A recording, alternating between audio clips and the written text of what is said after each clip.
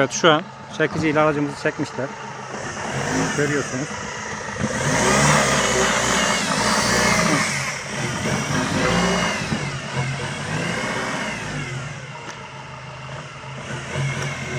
Evet, sonunda bunu da yaptılar.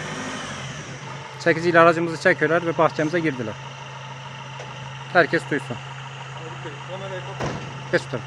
Sadık Bey, kamerayı kapatın. Geç tutalım. Kapatın. Kamerayı kapatın.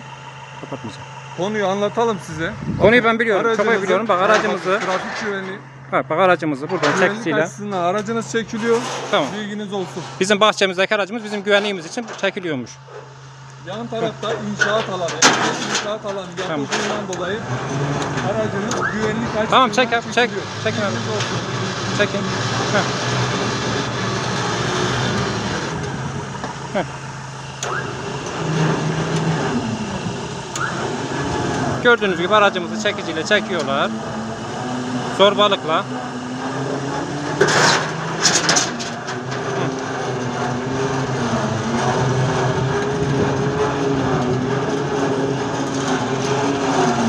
Evet. Kırın bozun, önemli değil ya. Parçalayın arabayı. Hiç önemli değil, arabayı da parçalayın. Oyun gruplarını da kırın. Evet. Müteahhitimiz de burada. Gel müteahhit bey. Gel. Heh. Biz müsaade etmedik. Baharda boşaltın dedik. Israrla boşaltıyor. Aracımızı çekiciyle çekmişler. Bahçemizi şu an dağıtıyorlar. Devam edin. Devam edin. Çekin siz. Kamerayı kapat Sadık Bey.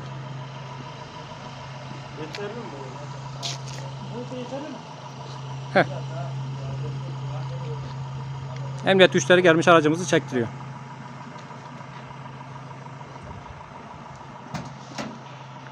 Evet, hepsi de buradalar, görüyorsunuz. İfraz ederek bu parselimizi başka bir kamu kuruluşuna tahsis etmiştir. Bunu biz geçen gün yüklenici firmanın gelip bahçemize çizgi çizmesiyle öğrendik. Bu kararı bizden gizlemişler. Yani bizim merak ettiğimiz şey şu: 2015 yılında bize tahsis ettiğiniz parsel, bizim özel çocuklarımız, o günahsız insanlar size ne yaptı da içinizdeki bu engelli düşmanlığı nedir de bir yıl sonra siz bu parseli verip başka bir kamu kuruluşuna verdiniz. Bunu yaparken bizimle resmi olarak muvaffakat almadınız veya nezaketen istişarelerinde olmadınız. Bunu biz yüklenici firmadan öğrendik ve firma şu an gelmiş, çalışmalarına başlamış. Ve binamızın 3 metre yakınına kadar gireceğini ve 10 metre derinlikte boşaltacağını söylüyor yüklenici firma. Peki şimdi ben burada size soruyorum. Temelinin dibi 10 metre boşaltılmış, yıkılmayla baş başa o tehlikede, o risk halindeki binada siz çocuğunuzu gönderip eğitim aldırır mısınız? Aldırmazsınız tabii ki. Niye? Çünkü sizin çocuklarınız kıymetli. Valla maalesef biz başladığımız ilk günden beri burada şu an 49 tane özel çocuğumuz özel eğitim ve rehabilitasyon hizmeti alıyor. Ve biz bugüne kadar hiçbir çocuğumuzun saçının bir teline zarar gelmesine müsaade etmedik. Oluşabilecek bütün tehlikeleri, bütün riskleri biz göğsümüze siper ettik ama onlara yansıtmadık. Bundan sonra da yansıtmaya niyetimiz olmayacak.